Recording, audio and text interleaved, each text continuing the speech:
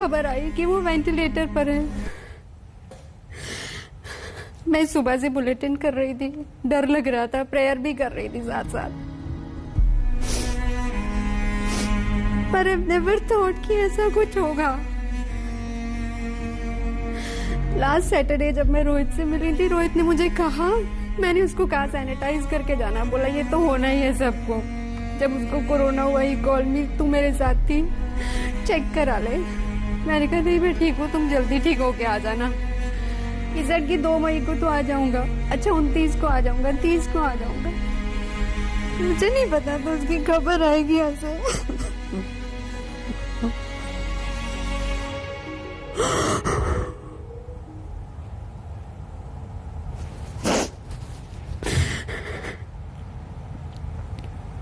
आप लोग दंगल देखते हैं, यही बैठ के वो दंगल करता था। मैं 2:30 बजे जाती थी, वो मेरा रिलीवर। रोहित तुम आ गए, अच्छा मैं मेकअप उतार लूं, हाँ तू जा, अब मैं आ गया हूँ, हाँ मैं हूँ तू जा। परिवार में सब साथ बैठते थे, बच्चों के बर्थडे साथ मनाते थे हम लोग। कभी नहीं सोचा था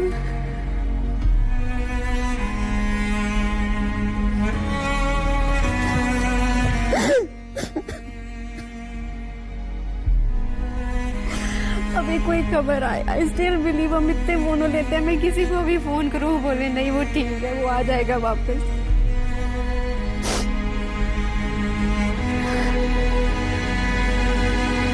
रोहित तुम्हारी फैमिली की नहीं है, हम लोगों के लिए बहुत बड़ा लॉस है, मेरे लिए बहुत बड़ा लॉस है। You was so good to me, मेरे इतने प्यारे दोस्त तुम रोहित।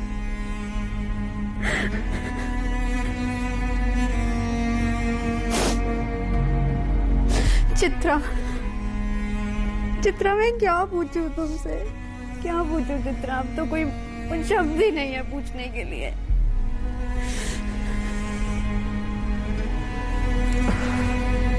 बहुत मुश्किल है इस वक्त कुछ भी बता पाना। तकरीबन 12 बजे के आसपास ये खबर सामने आती है और तब से हम लोग भगवान से ये प्रार्थना कर रहे होते हैं कि हे भगवान ये गलत खबर साबित हो जाए। जिस अस्पताल में वो भर्ती थे, मैंने तुरंत वहां पे फोन किया उनके पीआरओ को, वो मेरे जानने वाले हैं। मैंने सोचा कि सर आपका इतना बड़ा हॉस्पिटल है, रोहित वहां पे भर्ती थे, उनका इलाज चल रहा था, अब तमाम तरह की खबरें आ रही हैं, क्या है सच्चाई।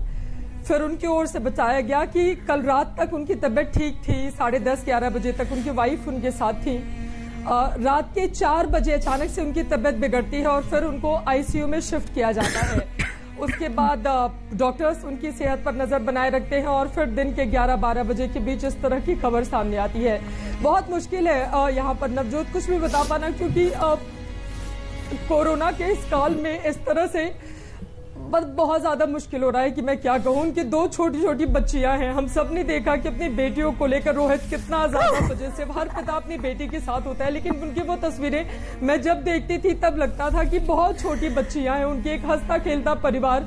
हमेशा एक फोटोग्राफ्स आई थी जिसमें लिखा हुआ था मेरे बेस्ट डैडी, और केक काटता हुआ पूरा परिवार दिखाई दे रहा है। उनकी 2 बच्चियां उनको प्यार करती हुई दिखाई दे रही है। वो बहुत छोटी हैं, वो एपीजे नोएडा में पढ़ती हैं, मेरे बच्चे के साथ में वो पढ़ती हैं। बहुत मुश्किल है उनके दर्द को बता पाना कि वो क्या सोच रही होंगी, उनके ऊपर क्या गुजर रही होगी। उनको तो इतनी समझ भी नहीं है, जो छोटी बच्ची है उसको तो इतनी भी समझ नहीं होगी कि पापा के साथ क्या हो गया।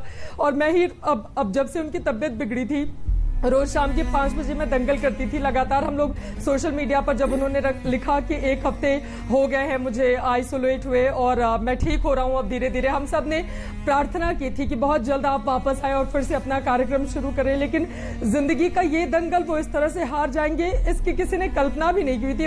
रोहित की उम्र बहुत कम है और वो इस तरह से, मैं सोच रही हूँ उनके मम्मी पापा, उनका परिवार एक बहुत छोटे से शहर से आके इतना बड़ा नाम कमाना, एक बहुत सीमित, अगर हम उनका पूरा का पूरा करियर देखें यहाँ पर, तो उन्होंने अपने बहुत कम समय में बहुत बड़ा नाम इस मीडिया इंडस्ट्री में कमाया। उन्होंने बहुतों की आवाज उठाई और अगर उनके आखिरी कुछ ट्वीट हम यहाँ पर देखें तो उसमें भी वो दूसरों के लिए मदद करते हुए ही दिखाई दे रहे हैं। मैं उनका कुछ आखिरी का ट्वीट है वो जरूर पढ़ना चाहूंगी, जिसको देखकर यहाँ पर बहुत ज्यादा परेशानी हो रही है। वो आखिरी तक इसी कोशिश में रहे कि उनको लोगों को बचाया जा सके। और वो मैं पढ़ती हूँ उनका ट्वीट, नवजोत, 1 दिन पहले का उनका ट्वीट है। उन्होंने लिखा कि नाम करुणा श्रीवास्तव, उम्र 39 साल, 6 रेमडेसिविर इंजेक्शन की अर्जेंट जरूरत है, गणेश हॉस्पिटल कानपुर। और उसके बाद वो तमाम सरकार के अधिकारियों को ट्वीट करते हैं।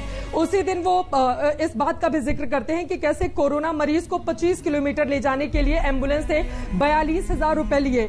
इस तरह से फिर एक वो लिखते हैं कि रेमडेसिविर के लिए कैसे सीएमओ के पैर पकड़कर गिड़गिड़ाती हुई एक महिला, और उसके बावजूद वो अपने इकलौते बेटे की जान नहीं बचा सकी। वो लगातार अपनी इन बातों के जरिए बताते रहे हैं, पत्रकारिता का जो मूल मकसद रहा उसको वो साधते रहे। शाम 5 बजे का शो, मतलब रोहित सरदाना। लेकिन अभी जो कुछ भी हम सबके ऊपर गुजर रहा है, यकीन कर पाना नवजोत बहुत मुश्किल है कि रोहित हमारे बीच नहीं रहे। लेकिन ये लाइन आप सबसे ज्यादा मुश्किल बार बार ये लगता है कि नहीं, ये झूठ है, ये झूठ है, हमेशा ये लग रहा है। अंजना और सईद, अल्फाज ही नहीं है, क्या पूछूं, आज तो मेरे पास सवाल ही खत्म हो गया। अंजना,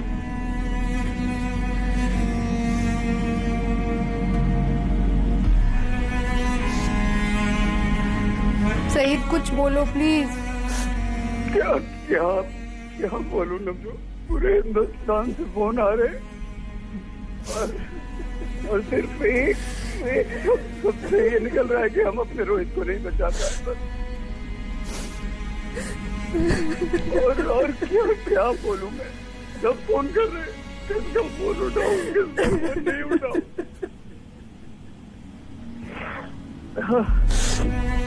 नवजोत रिलीज करती थी तो पूछ लेता था कि प्रमिला से बात हुई या नहीं, क्योंकि प्रमिला और नवजोत बहुत पुराने हैं, बहुत अच्छे दोस्त थे। सईद, आज तो प्रमिला से भी बात नहीं हो पाई। सुबह कॉल किया, वो बहुत रो रही थी। सईद, लास्ट सैटरडे हम तीनों साथ में थे, तो मैं और रोहित हम तीनों साथ में मेकअप रूम में थे। याद है मुझे। नवजोत बता देती थी कि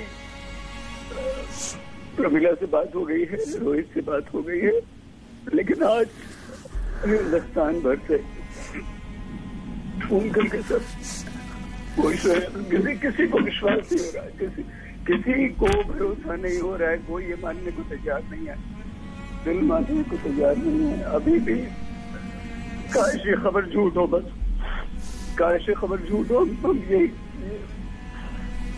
यही कहें। अंजना आप प्लीज कुछ बोलिए। नवजोत, बहुत मुश्किल है बोलना ऐसे वक्त पे। लगभग 20 साल पहले जी न्यूज में मैं पहली बार मिली थी रोहित से। क्या बताऊं आपको, मेरी बेटी की फोटो के साथ एक कीचेन बना के दिया था, कहा था बेटियों को हमेशा ऑफिस में भी साथ रखना चाहिए। बेटियों के बारे में सोच के कलेजा फटता है, कलेजा फटता है उसकी 2 बेटियों के बारे में सोचकर। यकीन ही नहीं होता, इतना मुस्कुराता, हर बात पर मजाक करता, बड़े से बड़े स्टेप के साथ जाओ, यार तू ऐसे कर ले। कितना खुले दिल का, किसी को अच्छे से बात करता, हर किसी की जिंदगी को छूता था। ये करना है, ये कर ले, वो करना है, ऐसे कर ले। हर किसी का उपाय होता था, हर मुश्किल का। ये किस मुश्किल पे डाल दिया।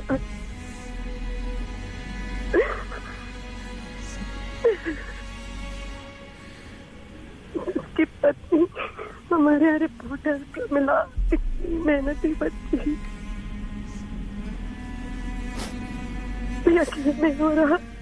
क्या दुख है, क्या दुख है भगवान, क्या कर दिया आपने, ये क्या कर दिया।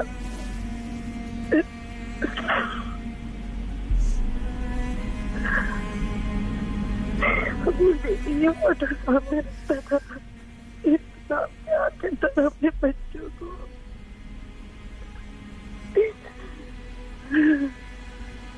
सामने से बड़ा है, लेकिन अंदर से कैसा पता जो हमने भी किया, उनकी खुशी के लिए कुछ भी करने को तैयार होता था।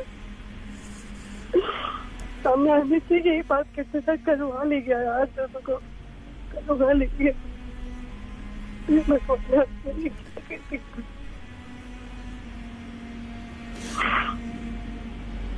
हर मुश्किल के लिए उसके पास कोई ना कोई मजाक, कोई ना कोई उपाय होता था।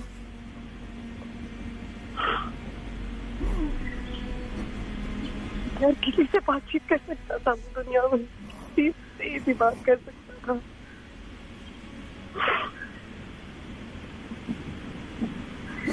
चेहरे की मुस्कुराहट कोई नहीं भूल पाएगा। कई लोग जो सिर्फ पर्दे पर देखते थे वो नहीं जानते थे निजी जिंदगी में कितना खुश मिजाज और कितना शौकीन लड़का था।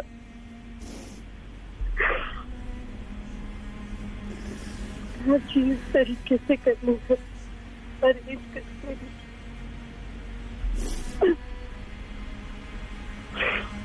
बबलिंग विद आइडियाज, ये कर सकते हैं, वो कर सकते हैं।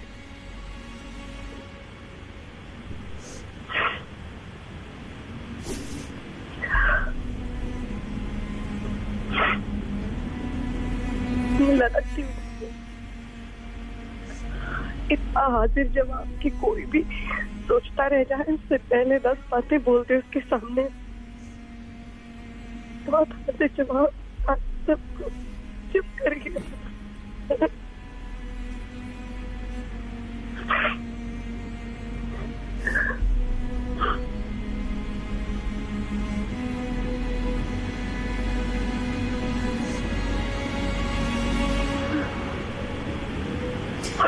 अंजना, कोई शब्द ही नहीं। आज हम कुछ नहीं बोल पा रहे। सही, आप कुछ बोलिए। मुझे अभी भी ऐसा लग रहा है, मैं स्टूडियो बैठी, मुझे ऐसा लग रहा है बगल से अभी निकलेगा रोहित, आ जाएगा। ठीक है, आप मैं आ गया हूँ। आज भी बस अभी ये लग रहा है कि नहीं, कोई कह दे कि गलत, ये हो ही नहीं सकता, ये संभव नहीं है। नहीं, अल्लाह इतना निष्ठुर नहीं हो सकता, वो ऐसा नहीं कर सकता, नहीं कर सकता वो ऐसा।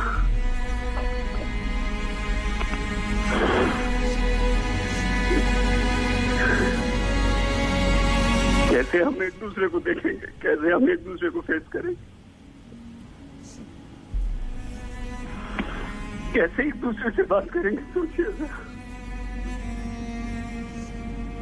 हमारे घर का, हमारे परिवार के सदस्य जाते, दुखों का पहाड़ सब पर टूटता है।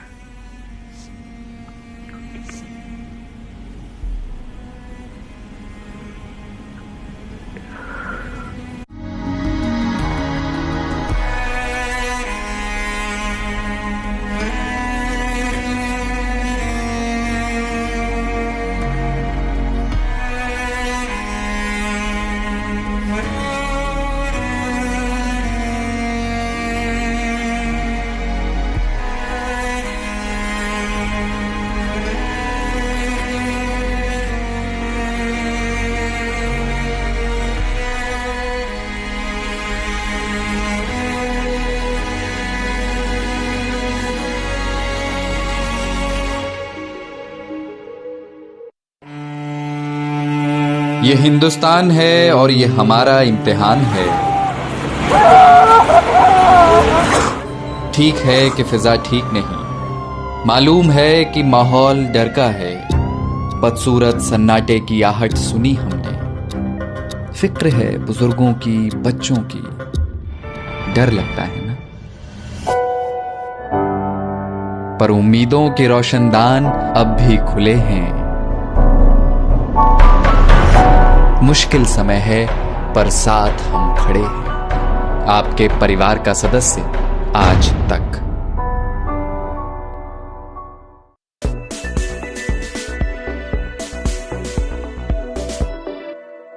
तो कोरोना के बढ़ते मामले और इस पर लगाम लगाने के लिए सबसे बड़ा रामबाण जो माना जा रहा है वो है वैक्सीन। लेकिन वैक्सीन को लेकर तमाम तरह के संशय लोगों के जहन में है। अब ऐसे में क्या किया जाए? बहुत सारे क्वेश्चंस होते हैं आपके दिमाग में।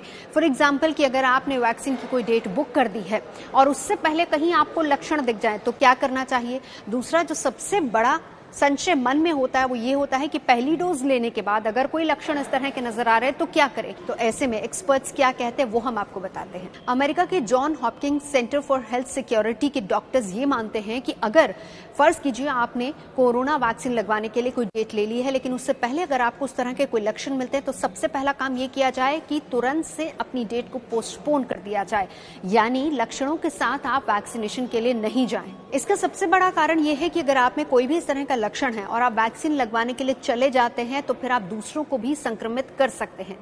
वैसे इसके साथ साथ हम आपको ये भी बता दें कि जब भी आप वैक्सीन लगवाने के लिए जाते हैं तो वहां पर सबसे पहले आपकी स्क्रीनिंग होती है, टेस्ट होता है, आपसे डॉक्टर्स आपकी सेहत का पूरा हालचाल जानते हैं और उसके बाद ही आपको वैक्सीन लगती है। और वैसे सीडीसी की गाइडलाइंस भी यही कहती हैं कि कोविड-19 की वैक्सीन लेने अगर आप जा रहे हैं तो आप पूरी तरह से स्वस्थ होने चाहिए, तभी आप पहली डोज या फिर पहली वैक्सीन के लिए जाएं।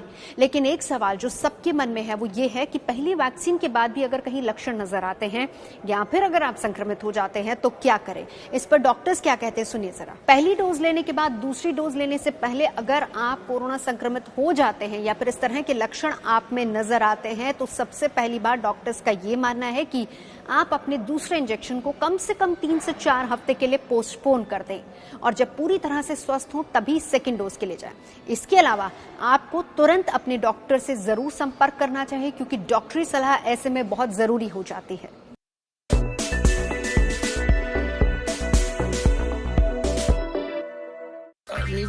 और नथु क्या खबर है? खबर बहुत खराब है पप्पू भैया, कभी भी कुछ भी हो सकता है। बड़े बड़े टैंक आ रहे हैं। अरे हम भी तो फाइटर प्लेन लेके आएंगे ना, खट खट खट खट खट खट खट मुंह तोड़ जवाब देंगे ऐसे। समाचार सुना रहे हो या अफवाह फैला रहे हो? ऐसी खबरों की हजामत करते हैं हम। खबरों के लिए आज तक, अफवाहों के लिए कोई। आज तक सबसे तेज।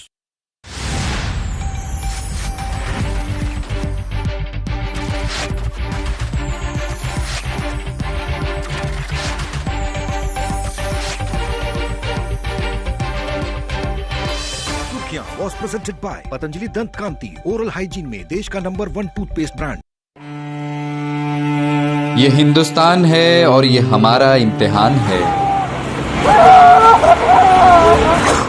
ठीक है कि फिजा ठीक नहीं, मालूम है कि माहौल डर का है। बदसूरत सन्नाटे की आहट सुनी हमने। फिक्र है बुजुर्गों की, बच्चों की, डर लगता है ना। पर उम्मीदों के रोशनदान अब भी खुले हैं। मुश्किल समय है पर साथ हम खड़े हैं, आपके परिवार का सदस्य आज तक।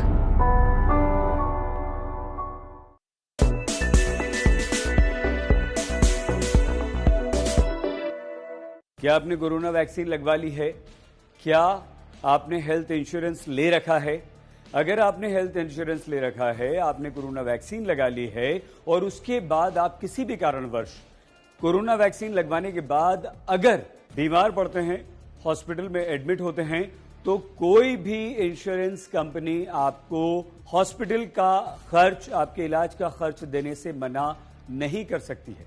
IRDAI यानी कि insurance regulatory and development authority of India ने यह साफ कर दिया है कि कोई भी health insurance company corona vaccine लेने के बाद अगर आप बीमार पड़ते हैं तो आपको खर्च देने से इनकार नहीं कर सकती, वो पूरा खर्च आपको देगी। मतलब साफ तौर पर यह हुआ कि अगर आपने हेल्थ इंश्योरेंस ले रखा है, कोरोना वैक्सीन लगवाने के बाद आपको कोई तकलीफ होती है, आप हॉस्पिटल में बीमार होते हैं, तो कोई भी हेल्थ इंश्योरेंस कंपनी ये कहते हुए कि क्योंकि आपने कोरोना वैक्सीन लगवाई है इसलिए आप बीमार पड़े हैं, इसलिए हम आपको पैसा नहीं देंगे, ऐसा नहीं कह सकती। अगर वो ऐसा करेगी, ऐसा कहेगी या आपके इलाज का पैसा नहीं देगी तो मुसीबत में पड़ेगी, सरकार उस पर कार्रवाई करेगी। IRDAI ने आगे कहा है, मीडिया में इस तरह की खबरें आई जिनसे इस बात को लेकर संदेह कायम हुआ कि कोविड-19 टीकाकरण की वजह से किसी प्रतिकूल हालत में अस्पताल में भर्ती होने पर स्वास्थ्य बीमा पॉलिसी के तहत कवर होगा या नहीं।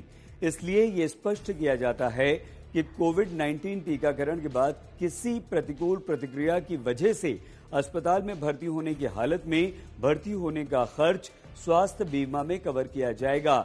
इसके लिए बीमा कंपनी ने जो पहले से नियम शर्तें बता रखी होंगी उन्हीं का पालन करना होगा। कुछ हेल्थ वर्कर्स ने बीमा कंपनियों से यह सवाल किया था कि कोरोना वैक्सीन लगवाने के बाद अगर कोई बीमार पड़ता है तो क्या आप उसका पूरा खर्च उठाएंगे। इसके जवाब में IRDAI ने यह स्पष्ट कर दिया है कि हां, बीमा कंपनियों को पूरा खर्च देना होगा।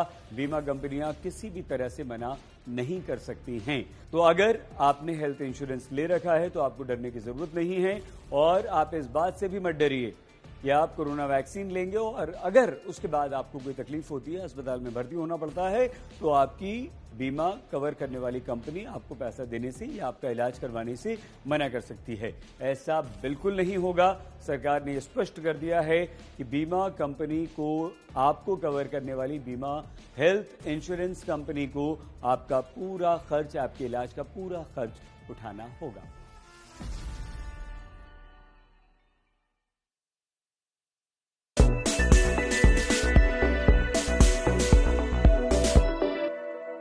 तमाम खबरों को देखने के लिए, पढ़ने के लिए आजतक.in पर जरूर जाएं। और हां, इन तमाम खबरों के लिए अब आप आज तक के ऐप को भी डाउनलोड कर सकते हैं। Presented by Nerolac Excel Mica Marble, Mica की शक्ति मार्बल की शान।